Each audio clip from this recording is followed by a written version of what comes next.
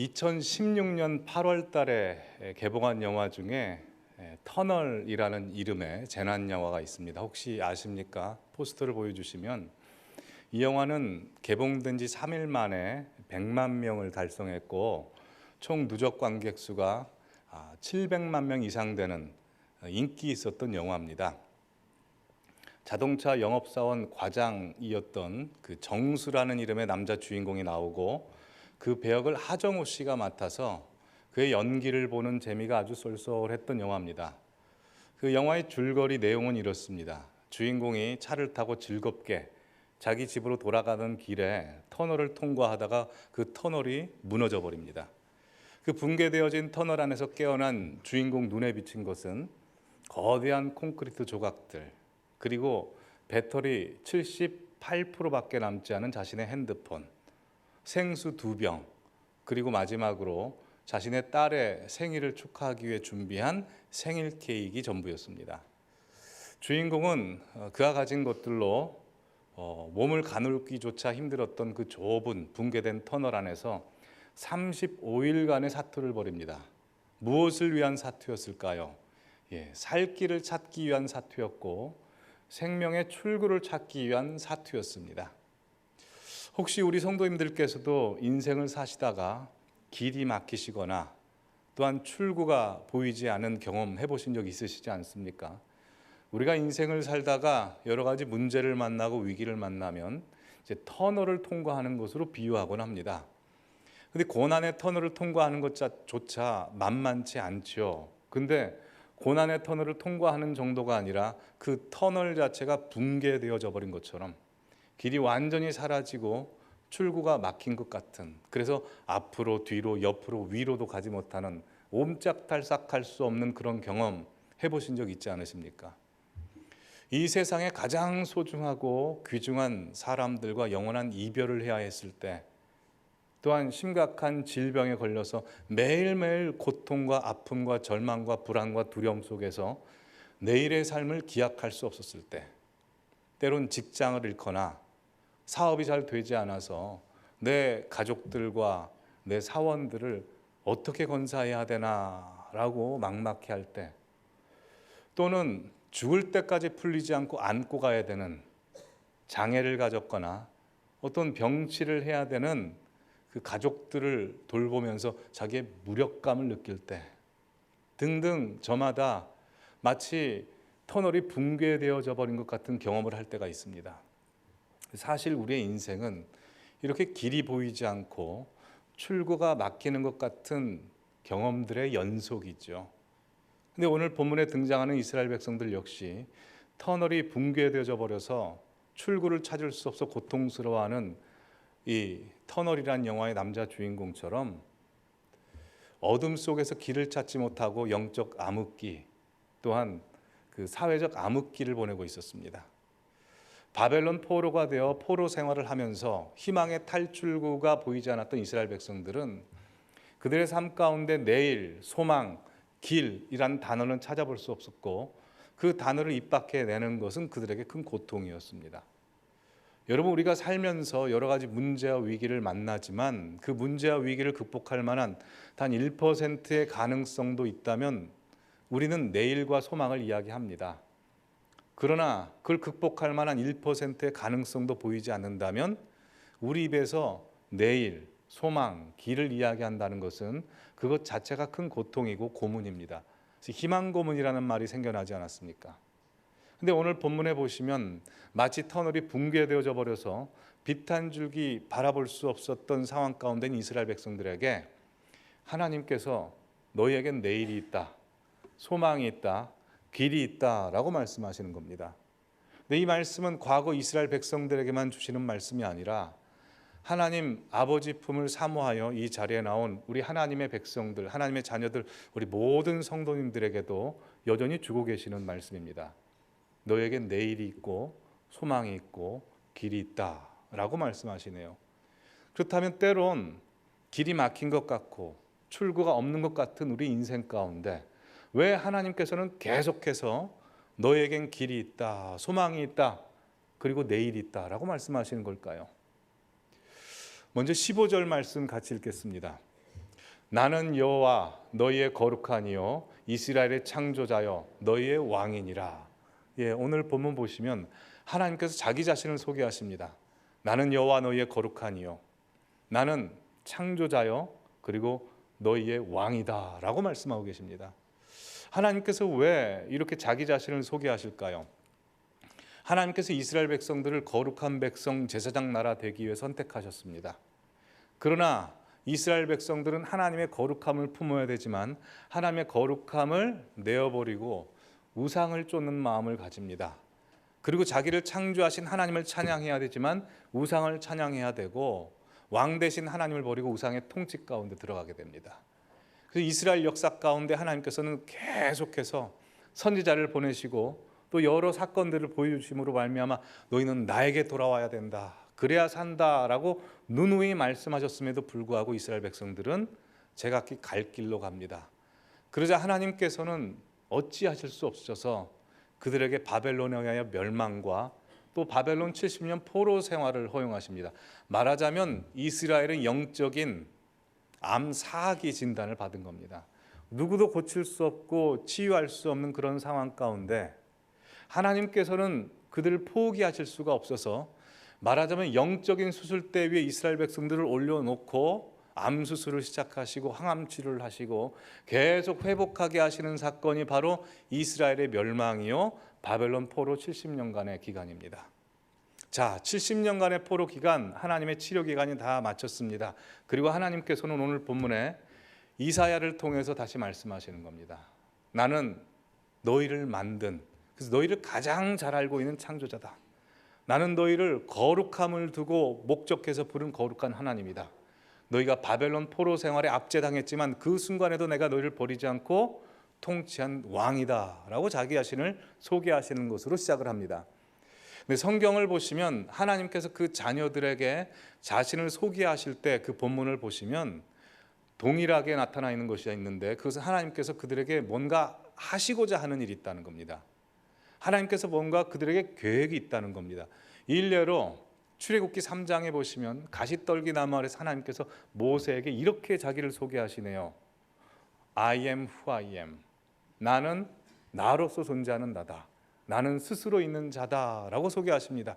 그리고 하나님께서 이스라엘 백성들을 통해서 하시는 일은 모세를 통하여 애굽에서 고통받고 압제받던 그들을 꺼내어 노예에서 자유민으로 애굽에서 가나안 땅으로 이끄시는 겁니다. 그랬던 하나님께서 오늘 본문에 자기 자신을 소개하십니다. 나는 왕이다, 거룩한 자다, 창조자다. 왜 이렇게 자기 자신을 소개하실까요? 하나님은 이스라엘 백성들이 바벨론에서 고통받고 불안에 떠는 것을 원하시지 않으셨습니다. 하나님이 원하시는 마음은 재앙이 아니요 평안이요 소망이라고 했듯이 이스라엘 백성들을 바벨론에 압제받던 그들을 꺼내어 그들을 다시 예루살렘의 영광으로 회복하시는 것이었습니다.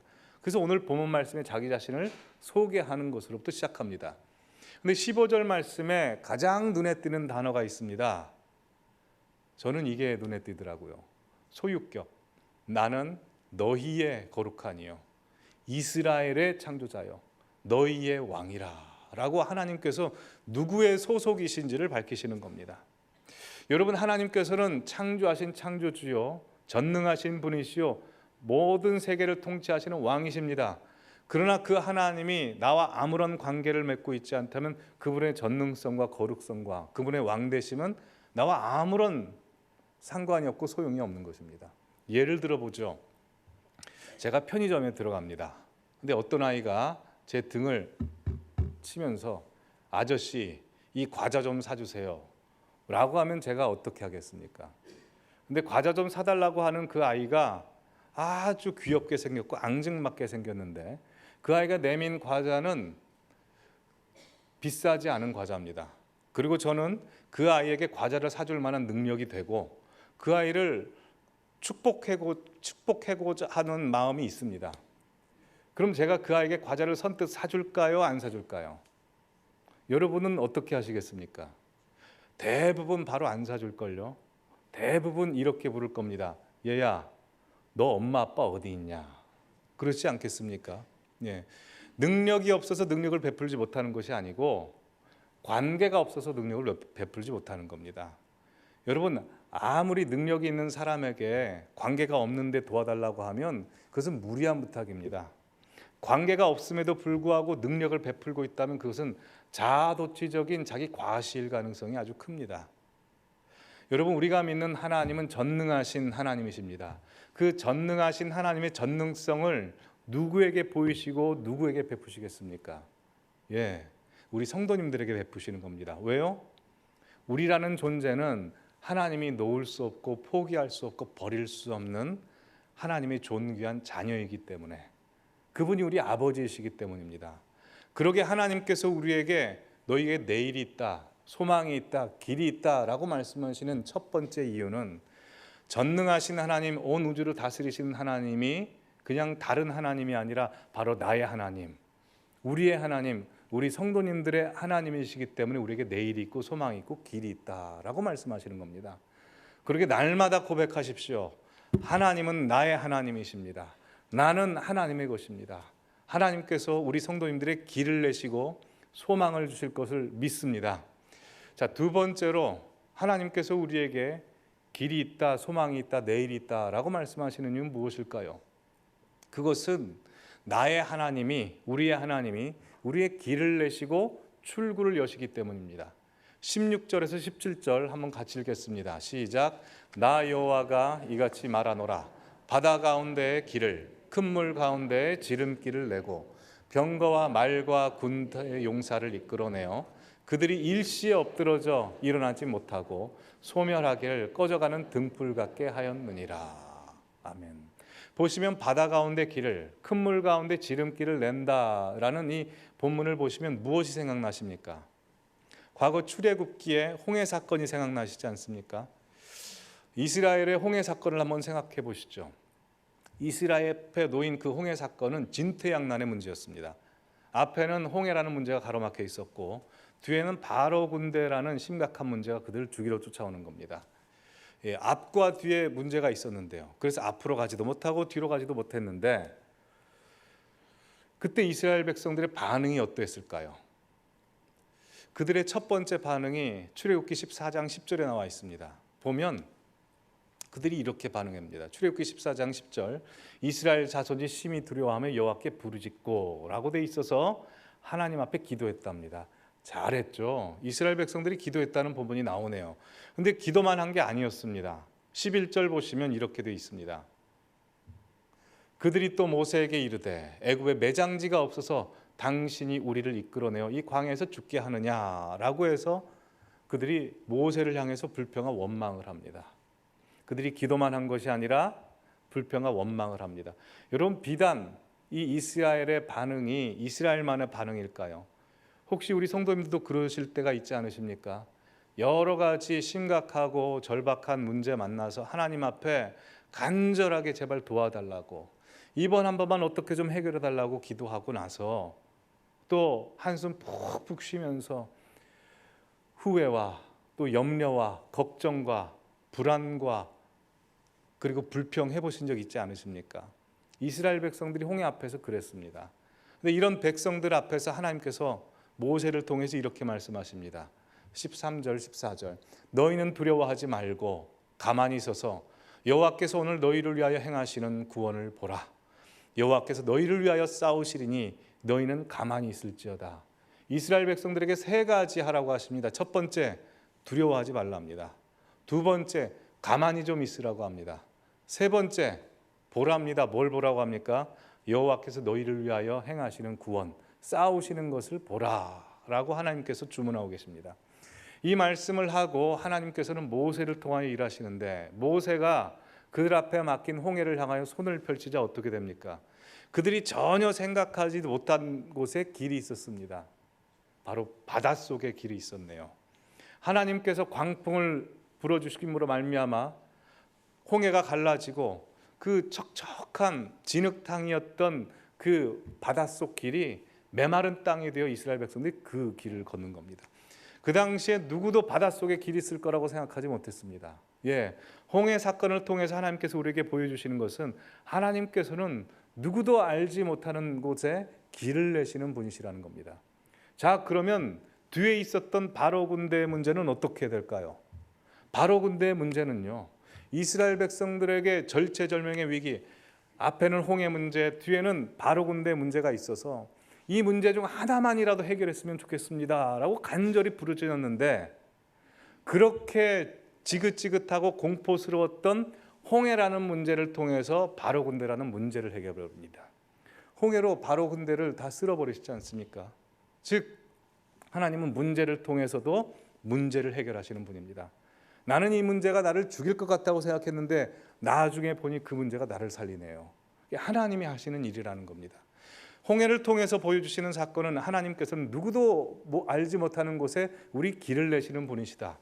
또한 하나님께서는 우리에게 닥친 어떤 사건을 통해서도 구원의 역사를 펼치실, 모든 것을 합력하여 선을 이루시는 신묘막측한 하나님이시라는 겁니다. 이게 바로 과거 이스라엘 백성들이 경험했던 출애굽 홍해 사건입니다. 근데 오늘 본문에서는 이 사건이 과거의 사건이 아니라고 누누이 강조합니다. 16절에 보시면 이런 표현이 있습니다. 바다 가운데 길을, 큰 물 가운데 지름길을 내고 할 때 이 길을 낸다라는 것은 히브리어로 한노텐이라고 합니다. 근데 이것은 현재 분사입니다. 현재 분사가 무엇입니까? 과거에 완료된, 종료된 일이 아니고 지금까지 계속 행해오고 있었다라는 겁니다. 즉 하나님께서는 홍해를 가르시는 그 열심과 그 능력을 가지고 지금까지 이스라엘 백성들을 대우하시고 대접하시고 역사하고 계셨다는 겁니다. 17절에서도 동일하게 표현합니다. 병거와 말과 군대의 용사들이 이끌어내어 라고 할 때 이끌어내어도 하모치라는 히브리어 현재 분사입니다. 이 사건은 종료된 사건이 아니라 계속 진행되고 있었던 사건이라는 것입니다. 하나님께서 과거 이스라엘 백성들에게만 홍해 사건을 주시는 것이 아니라 과거의 홍해 사건을 일으키신 하나님은 여전히 지금도 살아계신 나의 하나님이시기 때문에 홍해를 여시는 그 열심과 능력을 가지고 우리 성도님들의 길을 내시는 분이심을 믿습니다. 지난주 박경수 목사님께서 설교를 준비하실 때마다 항상 찬송을 많이 부르신다고 하셨을 때 제가 많이 공감했습니다. 저 역시 말씀을 준비하면서 하나님께서 많은 찬송을 부르게 하시고 준비하게 하십니다. 뿐만 아니라 저 같은 경우에는 오히려 찬송을 먼저 주시고 찬송에 있는 성경 말씀을 통해서 말씀을 전하게 하실 때가 많습니다. 오늘 말씀도 그리했습니다. 지난 주일 저녁에 하나님께서 저에게 두 가지 찬송을 감동받게 하셨는데요. 첫 번째 찬송은 이따 맨 마지막에 소개를 해드리도록 하겠습니다. 두 번째 저에게 감동을 주신 찬송이 있습니다. 이 찬송은 전 세계적으로 그리고 우리나라에서 많이 부른 곡인데요. 유독 우리 교회에서만 잘 부르지 않은 곡입니다. 왜냐하면 이 곡을 들어보시면 아시겠지만 그렇게 친숙한 멜로디는 아니고요. 또 이게 굉장히 좀 부르기 어렵고 장엄한 곡입니다. 근데 이 곡을 누가 지었냐면 그 시나크라고 하는 나이지리아 중년 여성 찬양 사역자가 지었습니다. 이분이 2015년도에서 16년도 어간에 성령께서 감화 감동 주심으로 한 나라를 품게 하십니다. 근데 그 나라가 어떤 나라냐면 바로 우리나라입니다. 전 세계 유일한 분단국가 우리나라를 품게 하십니다. 그래서 우리나라를 생각하면서 곡을 짓는데 그 곡이 웨이메이커라는 곡입니다. 이따가 우리 그 솔리스트 분들께서 헌금송으로 하실 겁니다. 그 가사를 보면 근데 이렇게 돼 있습니다. You are here, moving in our midst. 우리 주님께서는 우리 가운데 지금 운행하고 계시는 중입니다. You are here, working in this place. 당신은 여기 이 장소에서 여전히 일하고 계시는 분입니다. 그러기에 우리가 뭐 합니까? I worship you, I worship you. 그리고 다음 주님이 어떤 분인지를 선포합니다. Waymaker, 길을 만드시는 분. Miracle worker, 기적으로 일하시는 분. Promise keeper, 약속을 지키시는 분. Light in the darkness, 어둠 속의 빛. 그분은 누굽니까? My God, that is who you are. 그리고 그 다음 가사가 중요합니다. Even when I don't see it, you are working. 비록 내게 보이지 않을지라도 여전히 당신은 일하고 계시는 중입니다. Even when I don't feel it, you are working. 비록 내게 느껴지지 않아도 당신은 여전히 나를 위해 일하고 계시는 분입니다. You never stop, you never stop working. You never stop, you never stop working. 당신은 결코 멈추시지 않는 나의 하나님입니다 라는 가사입니다. 여러분, 그렇습니다. 인생길에 길이 다 사라진 것 같고 출구가 막힌 것 같아 보여서, 그래서 하나님이 내게 느껴지지 않고 보여지지 않는다 할지라도 여러분 믿으십시오. 우리 하나님은 우리를 위해 길을 만들고 계시는 분이십니다. 출구를 열고 계시는 분이십니다. 그러게 그 주님께서 이렇게 말씀하십니다. 너에게 내일이 있고 소망이 있고 길이 있다. 자, 세 번째로 우리 주님께서 우리에게 길이 있고 소망이 있고 내일이 있다라고 말씀하시는 이유는 무엇일까요? 그것은 길을 만드시는 우리의 하나님, 나의 하나님이 나를 위해 새 일을 직접 행하시기 때문에 그렇습니다. 18절, 19절 우리 함께 읽겠습니다. 시작. 너희는 이전 일을 기억하지 말며 옛날 일을 생각하지 말라. 보라, 내가 새 일을 행하리니 이제 나타낼 것이라. 아멘. 우리 주님께서 새 일을 행하시겠다고 하십니다. 근데 좀 이상한 말씀을 하십니다. 그 앞에 보시면 이전 일을 기억하지 말고 예전 일을 생각하지 말라라고 하십니다. 근데 이전 일, 예전 일이라고 하는 것은 히브리어로 리쇼노트라는 단어인데요. 이것은 이사야서에 총 5번밖에 나오지 않은 독특한 표현입니다. 근데 이 리쇼노트라는 단어는 두 가지 의미, 중의적 의미를 가지고 있는데요. 첫 번째로 과거에 경험한 슬픔, 고통, 실패, 수치, 아픔, 절망, 이거 잊어버리랍니다. 이스라엘 백성들은 과거에 북이스라엘은 아수르에 의해서, 남유다는 바벨론에 의해서 멸망을 당했습니다. 여러분, 멸망당했다는 말이 그냥 그저 그렇게 들릴 수 있겠지만 실제로 그 당시에 멸망당한 이스라엘 백성들을 한번 상상해 보십시오. 한 공동체였던 이스라엘 백성들이 4분오열로 찢어집니다. 뿐만 아니라 바벨론이 와서 폭력 가운데 그들의 가족들을 죽입니다. 그리고 포로로 끌어갑니다. 수치를 당하고 고통과 압제를 당해서 70년 동안 내 뜻이 아닌 바벨론 사람들의 억압에 의해서 다른 나라에서 살아야 됩니다. 얼마나 큰 고통이겠습니까? 근데 그 고통, 수치, 실패, 아픔, 절망 잊어버리랍니다. 왜냐하면 하나님께서는 새 일을 행하시는 분이시기 때문입니다. 우리 성도님들의 인생과 우리 교회 역사를 한번 되돌아보시죠. 우리 성도님들의 인생 가운데도 과거에 실패한 경험 있으시지 않으십니까? 수치와 아픔과 절망과 정말 생각하기도 싫은 트라우마 있지 않습니까? 그거 하나님이 잊어버리시랍니다. 왜요? 하나님께서는 새 일을 행하시는 분이시기 때문입니다. 두 번째로 리쇼노트라는 뜻은 그 앞구절에 16절, 17절에 있다시피 홍해의 기적을 이야기합니다. 즉 과거의 영광도 잊어버리라고 하십니다. 근데 좀 이상합니다. 신명기 말씀 보시면 하나님께서는 과거를 꼭 기억하라고 하셨거든요.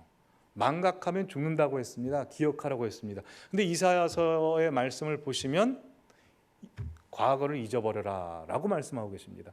그럼 도대체 이 말씀은 무슨 말씀일까요? 이사야서 43장 18절 말씀을 영어 성경으로 보면 이렇게 되어 있습니다. Forget the former things, do not dwell on the past. Do not dwell on the past. 과거에 머무르지 말라는 겁니다. 즉, 이 말씀이라고 하는 것은 과거에 하나님께서 베푸신 손길, 즉 홍해를 가르시고 만나 메추라기를 주셨고, 또한 이스라엘 백성들을 가나안 땅으로 들어가게 하시고 여리고성을 무너뜨리게 하신 하나님의 역사와 하나님의 베푸신 손길은 잊지 말라는 겁니다. 그건 기억하셔야 됩니다. 잊어버려야 되는 것은 그 하나님의 은혜 위에 있었던 나의 자랑, 만족, 과거의 영광과 환상, 그거 잊어버리라는 겁니다. 혹시 우리 성도님들께서도 과거에 그런 경험 있지 않습니까?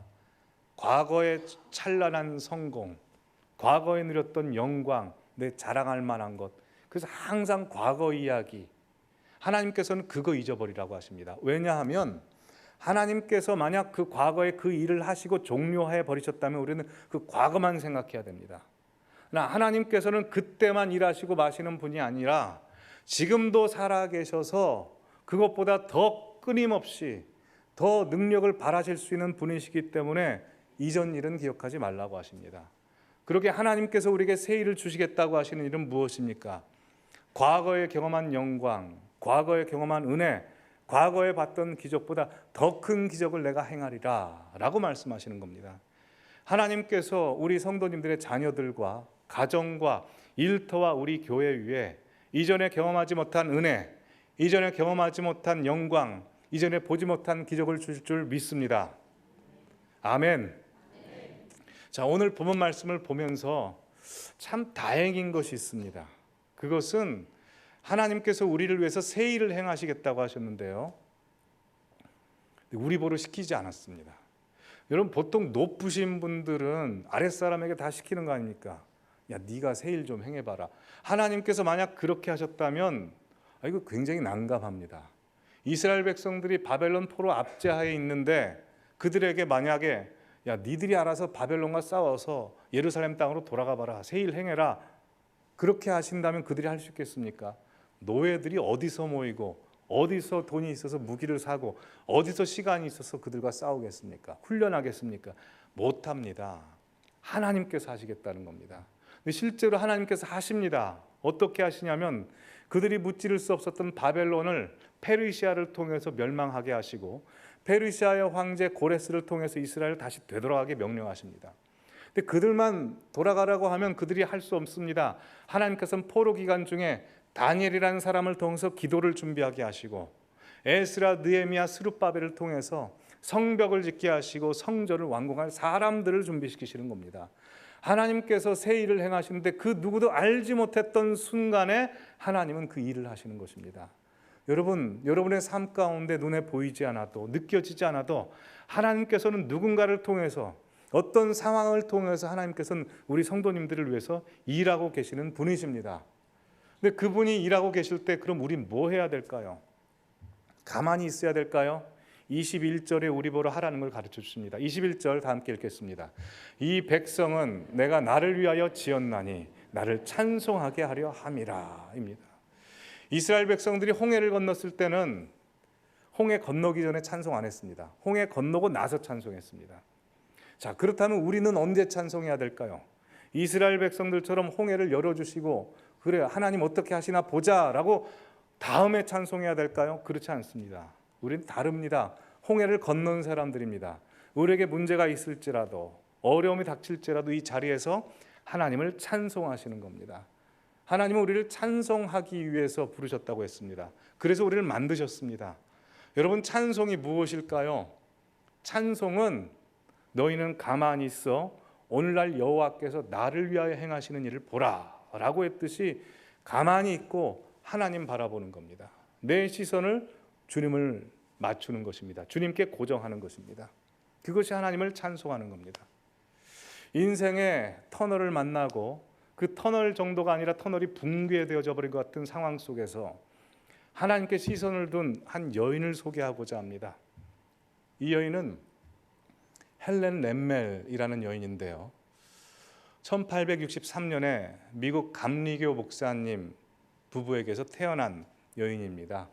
이분이 12살 때까지 영국에 살다가 12살 때 미국 위스콘신으로 이주를 합니다. 이분이 어렸을 때부터 음악에 대한 재능이 있었기 때문에 부모님께서 할 수 있는 대로 최고의 미국에서의 음악 교육을 시킵니다. 그리고 그녀가 훌륭한 음악가가 되고 작곡가가 됩니다. 그리고 부자인 남편을 만나서 행복한 가정 생활을 꾸리고 2명의 자녀를 낳습니다. 근데 이 여인에게 아주 안 좋은 일이 하나 생깁니다. 시련이 닥치는데 그 부자 남편이 죽어버립니다. 젊은 나이에 죽습니다. 미망인이 되고 혼자서 2 자녀를 기르게 됩니다. 그때 이분이 하나님을 만나고 세상 음악을 하다가 이제 하나님을 위한 찬송을 짓는 찬송 작곡가가 되기로 결심합니다. 그렇게 해서 무디 학교 또 빌리 선데이 같은 기관에서 여러 찬송가를 지으면서 활동을 하기 시작합니다. 그러다 자녀를 다 기르고 그분이 한 50대 40대 되던 해에 음악을 더 공부하기 위해 독일로 넘어갑니다. 독일에서 4년 동안 유학을 하다가 어떤 사람을 만나서 이제 재혼을 하게 되고 같이 미국으로 넘어와서 또 왕성하게 찬양 사역을 합니다. 미국에서 참 유명한 찬양 사역자였습니다. 그러다가 50대 중반에 그녀에게 큰 시련이 또 닥칩니다. 시력을 상실하게 된 겁니다. 근데 여러분, 사람에게 이 악재가 끊이지 않지 않습니까? 시력만 상실된 게 아니라 재혼한 그 남편이 자기를 버려두고 가버립니다. 그리고 그녀는 그때부터 모든 걸 잃게 됩니다. 부와 명성과 인기를 누렸던 그녀는 갑자기 이제 다 잃고 정부 보조금을 받아가며 단칸방에서 플라스틱 피아노 같은 거, 장난감 같은 것을 놓고 그리고 혼자 삽니다. 마치 터널을 지나다가 터널이 붕괴되어져 버린 것 같은 그런 삶을 경험합니다. 그렇게 아무런 희망도 없고 길이 사라져 버린 것 같은 그녀 가운데, 인생 가운데 55세가 되었을 때 어느 길에서 얄제리 선교사님이 보내온 어떤 팜플렛의 글귀가 낭송되는 것을 듣게 됩니다. 그 글귀가 이것입니다. Turn your eyes upon him, look full into his face, and you will see that the things of earth will acquire a strange new dimness. 눈을 주님께 돌려 자세히 주님을 바라보십시오. 그러면 세상의 모든 것들이 희미하게 사라질 것입니다. 라는 내용의 음성을 듣게 되자 그 자리에서 성령의 강한 인도하심을 받습니다. 그리고 집에 돌아가서 그 플라스틱으로 된 건반을 가지고 작곡을 하기 시작합니다. 이 가사를 그대로 이제 작곡을 하는데요. 작사를 했는데 이렇게 돼 있습니다. 당신의 영혼이 지치고 마음에 근심이 있습니까? 어둠 속에서 어떤 빛도 볼 수 없습니까? 우리 주님을 바라보면 빛이 있습니다. 그리고 풍성한 생명과 자유가 있습니다. 눈을 주님께 돌려 그분의 놀라운 얼굴을 자세히 바라보십시오. 그러면 주님의 영광과 주님의 은혜의 빛 앞에 온 세상의 모든 것들은 희미해지게 되어 있습니다. 제가 이 1절 가사를 일주일 동안 계속 불렀습니다. 그랬더니 나중에 2절 가사, 3절 가사도 보여지더군요. 주님께서 죽음에서 영원한 생명으로 나아가셨듯이 우리도 주님을 따릅니다. 3절, 죄가 더 이상 우리를 지배치 못하니 우리가 정복자보다 더 나은 자입니다. 주님의 말씀은 절대 실패하지 않습니다. 주님께서 말씀하셨습니다. 나를 믿으라. 그리하면 모든 것이 형통케 될 것이다. 라는 가사를 적습니다. 그리고 55세였던 그녀에게 하나님께서 이 찬송을 짓게 하시고 새로운 길을 열게 하심으로 말미암아 98세가 될 때까지 총 찬송가 500곡을 짓게 하십니다. 그리고 우리가 함께 부를 이 찬송은 미국 사람들이 가장 좋아하는 찬송으로 미국 찬송가에 수록된 곡입니다. 여러분 인생 가운데 혹시 길이 막히고 출구가 보이지 않는 분들 계십니까? 그렇다면 주님을 바라보시기 바랍니다. 주님께서 이렇게 말씀하십니다. 나는 너희의 길을 안내해 주는 정도가 아니라 내가 곧 길이다. 그 길 대신 주님을 바라보며 이 찬송 같이 하시겠습니다.